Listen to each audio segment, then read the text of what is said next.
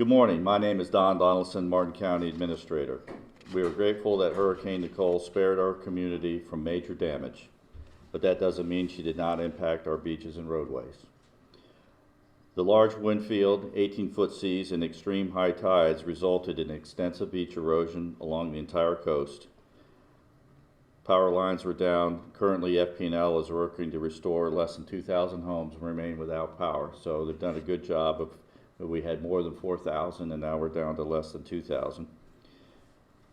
300 feet of Indian River Drive was washed out just north of Jensen Beach Boulevard, along with 4 other locations that had shoulder and other areas compromised next to the road. We have a contractor that is out to do initial repairs, and we expect Indian River Drive to be open later today. Crews have cleared debris from MacArthur Boulevard, of which a number of you have seen from the news reports of dune overwashing from the extreme waves. It is now reopened to traffic. We also have crews working on Martin Grade west of County Road 609 to restore the tree canopy to the legal limit. And those trees are of most value to our community, and we'll do that in a way to keep the trees healthy. So that's be respectful, so we're not out there just cutting down it indiscriminately, so it'll take some time for them to get it done right.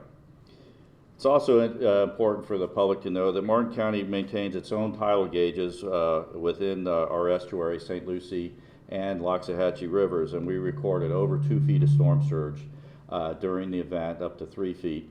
And currently right now we're still recording over 1 foot of storm surge on top of the high tides. So we're still seeing roadways that are flooded from our king tides that we have this time of year. And in addition, we have that additional foot of water. We're seeing more recession in the St. Lucie River area. The Loxahatchee still is similar elevations that we saw during the storm, interestingly enough. So please be advised that these areas along our lagoon, Loxahatchee, St. Lucie River, Indian River Lagoon, low-lying areas are going to experience flooding right now. And the next high tide later this evening around midnight, high tide on the ocean around 9:30, you're still going to have overtopping of our roadways. Recently completed projects prior to Nicole helped ensure safety for our residents. We did haul a significant amount of sand, over 700 tons, to Bathtub Beach.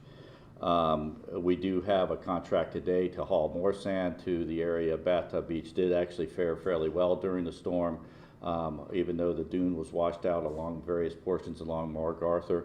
We'll also be hauling sand there to shore up those vulnerable areas along the roadway.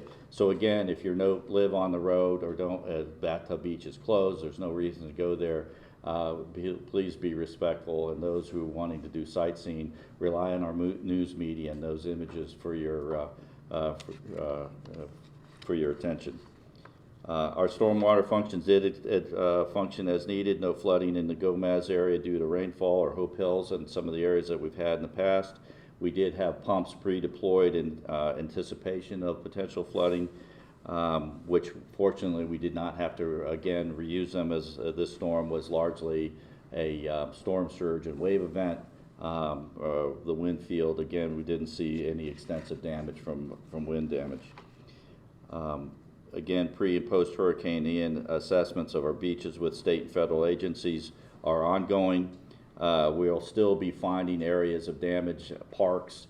I've seen some erosion around some of our bridges, not threatening the roadway, but I think it's still just a few hours of daylight, and I expect that we're still going to be finding more damage.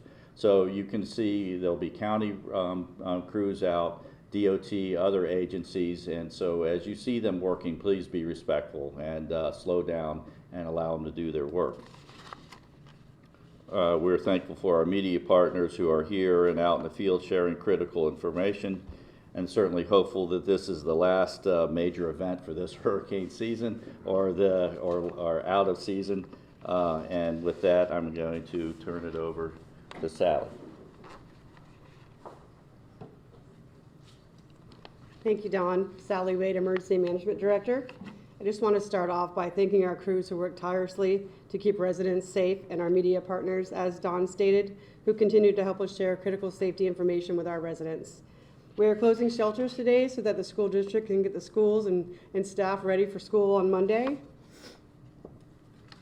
We have unconfirmed reports of some water damage to individual residences. I just want to remind the residents this is a good time to collect insurance information and take photos of any damage to your home or property. We will be able to provide more information to residents as we receive details from our state and local and federal agencies. And I'd just like to share a couple of key safety messages as you're going out into the roads. Please avoid walking or driving through any flooded waters, as they can hide potential hazards such as bacteria, downed power lines, or wildlife. And stay clear of beaches with erosion, as dunes may be unstable at this time. And now I'd like to hand it over to Chairman Smith. Sally, Dawn, thank you very much. Good morning, everybody. This will be short and sweet, hopefully, this morning, because thankfully we didn't get a significant hurricane, which can be catastrophic, as we saw on the West Coast. I think really this morning what I want to share with you all is the people that you don't see behind the glass to my left, your right, that are here 24 hours a day dealing with every phone call, every issue, everything that comes along with a hurricane and what you do to prepare for it. We have amazing staff. We have an amazing team of people that do tireless work to make sure our residents and our visitors are completely safe, especially in an event like this. And then there's all of our staff that's out in the field, making sure that post-storm and pre-storm, that everything to the best of our ability can be as safe as possible, to make sure that our residents can get back to their normal life as quickly as possible. So thank you to our staff. Sally and Don both mentioned a little bit and touched on it. FPL started over a couple of years ago doing hardening and redoing their infrastructure throughout all of Martin County. And I think why we only saw just a few thousand residents without power for a very short period of time is due to the special efforts and the incredible work that FPL is doing out in the field to make sure that their infrastructure, our residents, our businesses can get back open as quickly as possible following the storm. And I think they've done an amazing job. I saw them out this morning already working, already restoring areas that were out for the evening. So kudos to FPL and to all their team. And then the most important thing is special thanks to all of our residents that took heed, listened to our requests yesterday and the day before relative to, around 3 o'clock, 4 o'clock yesterday afternoon, stay off the road if you don't have to be out. I was in town just checking on some last minute things last night late, and there wasn't hardly a car on the road at 7 o'clock last night. So just a huge appreciation to all of our residents and again our visitors for listening to our requests, our warnings, because it makes everybody in back of me and to my left behind that glass wall's life just a whole lot easier to deal with what we are dealing for and what we're planning for to make better. In the back of the room you can't see, he's off screen, but we also have one of our colonels with the Army Corps of Engineers. Thank you, sir, Colonel Polk, for doing all the work that the Army Corps does to make sure that the flooding is minimal, the damage is minimal. Managing the lake levels and the estuary are just a full-time effort for all of us, but we really appreciate the efforts of the Corps and the federal government. With that, again, thank you to our residents for doing everything we asked you to do. This is exactly how Florida reacts to a threatening hurricane, and it's the best state in the business of doing what we do. And thank you, Martin County, for everything all of our residents have done. With that, I'd like to turn it over to Representative Overdorf, and then I think our chief will follow up at the very end for final comments. Thank you all very much. Thank you very much, Commissioner. Some minor things. First of all, there is some flood damage to some residential structures. I was out at a couple of them this morning, and as we go through that, document. Make sure that you have the flood damage that may be there. Do video documentation. If you think it's minuscule, I don't care. Go ahead and document it. This will help with the recovery effort. Make sure you have your insurance policy out, available. If you don't have that, I'm sure that you can get one electronically. And if you have questions, call your agent. But most of all, do not sign anything. If you have a contractor coming to you, you have somebody else, do not sign anything.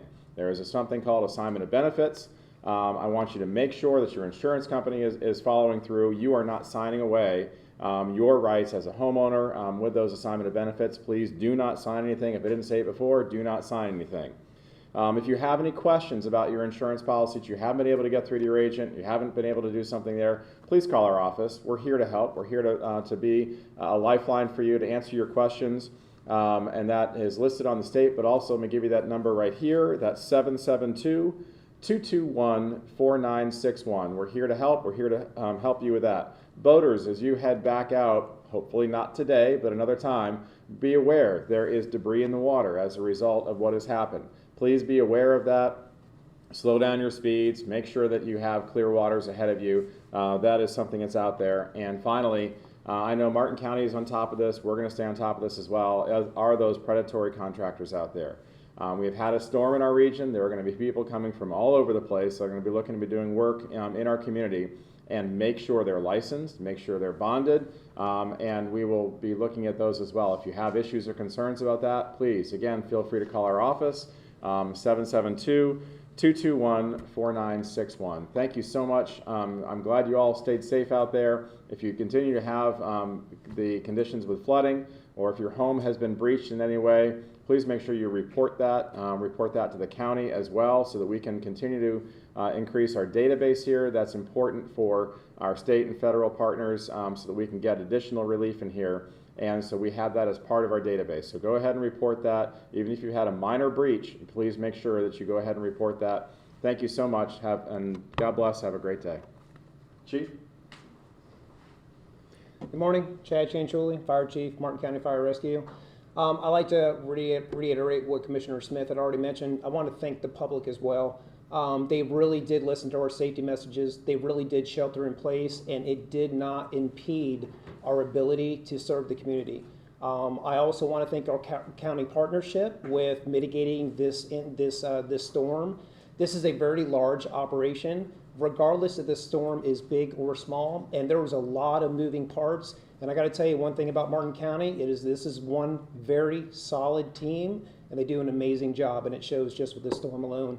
But I also want to go ahead and thank our fire crews out there. They worked hard through the night. They had many, many emergency calls that they ran, and they never, ever stopped running. And I appreciate that dedication that they have to the organization and the dedication they have to the community. And with that, I just want to say that we really appreciate serving the community.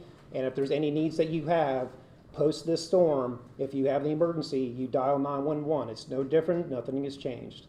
Other than that, that would conclude our presentation. If you have any questions, feel free to take them. Chief Dave Bowman, WPTV. I do have a question of you. Can you tell me the types of calls that you had, and were they storm related, either directly or indirectly, like perhaps heart attacks and things like that, that might not otherwise happen had we not been in this situation? So medical calls, that's hard to say directly or indirectly, because it could be both, just a level of anxiety and things like that. So we did have multiple medical calls throughout the storm. We did have a house fire throughout the storm, and that is directly related. We did have outside fires related to the storm, directly related. We also had a boat fire that was related in the very infancy of the storm, which was indirectly related, but it was really generator based. So there were multiple calls, and then power lines, it was just, there was many different calls, because there's a lot of times where they're just surging, sparking, and that's what causes those outside fires. So yes to both. Do you have any businesses that saw some pretty significant damage, whether that's because of flooding or wind? Say again? Was there any businesses around the area that saw some significant flooding or wind? We saw some reports of some restaurants or different things like that. Did you see any of that as well? So as far as the businesses that were actually impacted due to the storm, we're doing the damage assessment currently as we're doing this right now. So I haven't seen the reports back of all the businesses that were impacted, but there were residents that we know that did receive some water intrusion on their homes. But as far as what the numbers are for a business, I can't share that right now. I don't have all the information. Where were the homes that had the water intrusion? What sort of section of the county or what streets? It was actually, and commissioners, the county administrator had mentioned this earlier before. When you think about different homes in the area of the county that were impacted from this storm, it's a checkerboard. It's all over the county. So it's from the south end to the north end on the barrier island. So it's throughout the county. It just depends on what part of the county that you live in, because some areas are just lower than others. But can you give me like an example of maybe one or two streets where there were homes that were damaged Just- Dyer Point, Lighthouse Point was an area where they had some water intrusion there with the low-lying roads. The Barrier Islands, obviously know by Bathtub Beach, they had some issues there with the homes as well. Those two sort of houses just to the north of Bathtub Beach that are right out of, did they survive okay or not so much? Those homes are still standing, yes. But as far as what their impact is from the difference before, I can't give you that because we haven't done I haven't done a personal inspection on it and haven't got that report back. Is Sailfish Point open for residents to go back in? Yes. MacArthur Boulevard is reopened to the public, yes.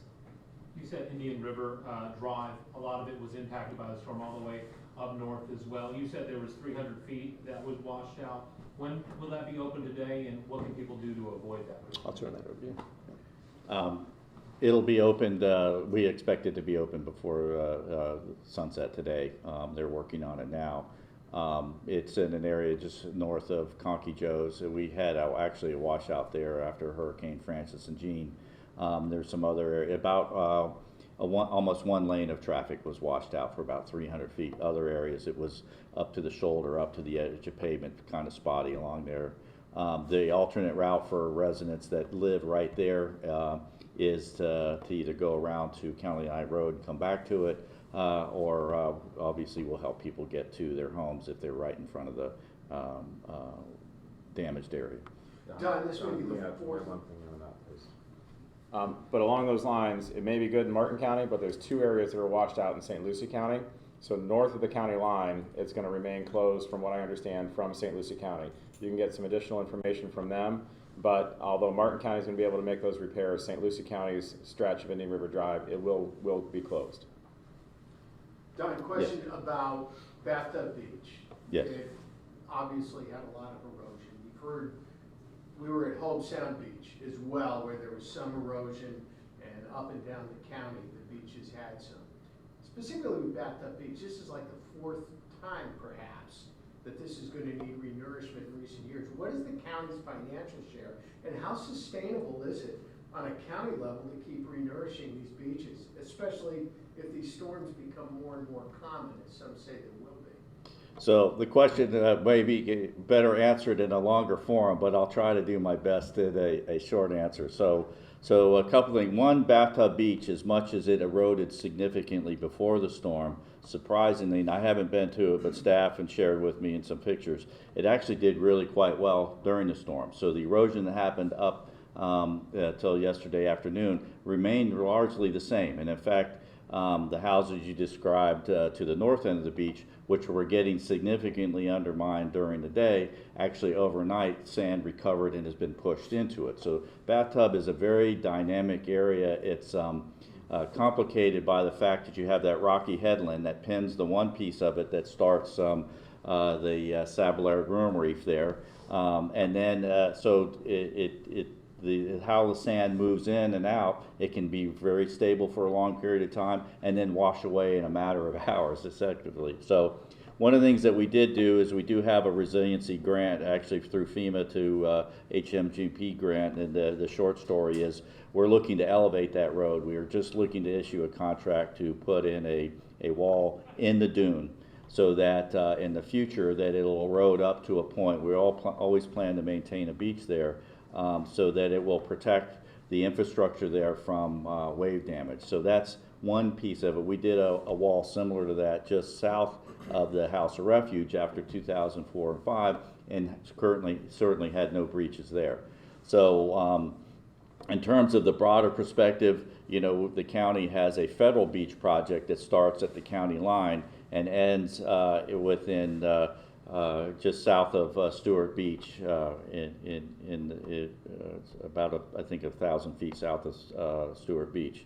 That project did quite well. We were actually a couple of years or a year away from needing to do a renourishment, and we're working with our federal partners actually to evaluate and start that project sooner. The good news is that we don't have any structural damage there. We're not having waves wash through or under buildings that had been eroded in the Thanksgiving Day storm of '84 and the Halloween storm, I think it was '91, and all these other events. That project was first built in 1996.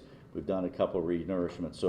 So in that sense, those projects have done really well. The challenge of Bathtub Beach is that you have some very significant environmental resources right there, that sabellariid worm reef. So your traditional, let's build a very large, wide, protective beach with a dune that would stabilize the area, just can't be done. It would be environmentally devastating for us to cover that reef. So the challenge is working with nature in an area where the reef, under normal conditions, protects the reef road, but under high water conditions, it acts like a pump and actually can cause erosion. The coastal processes there are for an engineering geek like myself, are fascinating, but for you all, it's probably boring. But nonetheless, I think we are working on solutions there. I think we actually have a very good program. The county has been working with Sailfish Point and partnering on that project. We will have some long-term protective structures that won't be as catastrophic in the future and still maintain a beach as an environmental asset. So that's our challenge, and that's what we plan to do. What about the finances, though? That's what I wanted to get to, because they get more and more expensive. Yeah, it does. I think, you know, the finances. To me, in Bathtub Beach, it's a very loved facility, and so, you know, when you talk about it, is that a beach you abandon and you just have a structure that protects the road? And the challenge there is that it's a loved facility. You know, people love to go there. It's family. It has a lot of history there, and I think it's an area that we can do both. It's a challenge for sure, but I think that's not an area. I think abandoning it would be a travesty, so that it's only for road service. I don't think is a. And I think our partner of Sailfish Point, who has financially shared the cost with their own dollars with Martin County, is a good model where we have invested those funds, and Hutchinson Island itself helps pay for it. So at this point, I believe it's an affordable project. And I would add this to Don's overall comments. So first and foremost, I agree. Bathtub is an iconic beach for all of South Florida. We get visitors from all over that want to come see a one-of-a-kind, very, very special place in Florida that you can't duplicate anywhere else. I look at our beaches as infrastructure. They're no more or no less different than resurfacing I-95 or dealing with a resurfacing project. It is a maintenance issue, and yes, storms complicate it, and we lose beach. We bring beach comes back in.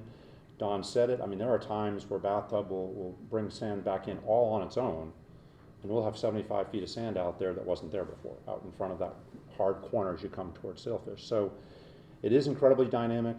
It is something that our residents and visitors cherish, and it's something that we will continue to maintain and take care of. What I would say in a more global answer to all of that conversation is that every one of these storms is a teaching exercise for us. We learn where our problem areas are. It has launched us into, over the last couple of years, a resiliency program that we are working both with the state and the federal government on to understand that, okay, we know, like for instance, Indian River Drive in Sewell's Point, it is a problem area for us, and that has to be addressed, and we will deal with it. It is in the planning stages of doing just that. Storms like this really exemplify how bad it is, where you need to do the fixes, and take what we anecdotally think from our studies that we do and put it into a practical application of the after-storm study to say, okay, this is where things failed. Don mentioned the wall that we built just south of the House of Refuge. We had no choice in that case because we lost, if you all remember, that section of road during Francis and Jean. But those, again, are learning exercises that we plug into our overall programmatic structure and say, look, over time, these are things we have to address and will make us better. I think the fact that the minor failures that we did have this time are as a direct result to a lot of that work that we've already done in the past to recognize that. Indian River Drive, north of Conkeys, we had an opportunity after Francis and Jean to fix that. We didn't take advantage of that opportunity at the time. I think we will this time. We'll make sure that it's more stabilized. South Indian River Drive down into Sewell's Point, we'll be dealing with that. MacArthur, we already have a project, ironically, literally contract being issued last week to progress with that project to make that more resilient. So these storms, as bad as they are and as expensive as they are to deal with and as much aggravation to our community as it causes, it really does help us, help Don, help his crew and his staff to say, okay, here are the next 5 years worth of projects we absolutely should address. It also helps us with the state. You know, in Toby's efforts, it allows us to put forward more data. As Toby said, collecting that data is important. That the state can also, in its resiliency efforts, think about how do we make things better. Clearly, Ian is going to, I think, cause a whole rethinking of what we do on the coast and how we deal with the coast, because that was a catastrophic failure. That, you know, maybe nothing could have protected in exactly what happened over there, but there are mitigating factors that we can all do and we can all be part of to make things much more stabilized for the future. So. Yeah, and I'd just say one other quick thing. I think Martin County has been on the leading edge of some of the resiliency concepts. We recently completed a project at Indian Riverside Park, the old mansion. There's an Indian midden there. It was threatening the structure.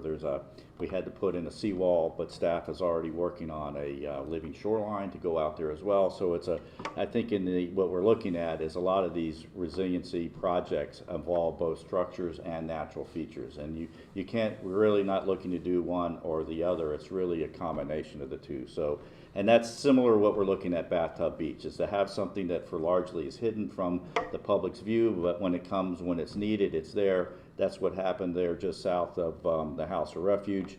The wall, you can see it near the road because it's there, but on the other side of it, there's still a sloping sand, beach there. It's been stripped clean by the recent waves, but it didn't overtop, and there's still a sandy beach there.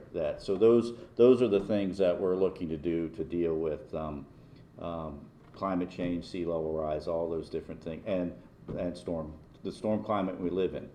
To be a strong community that can be open for business within hours or days after an event. That's our goal.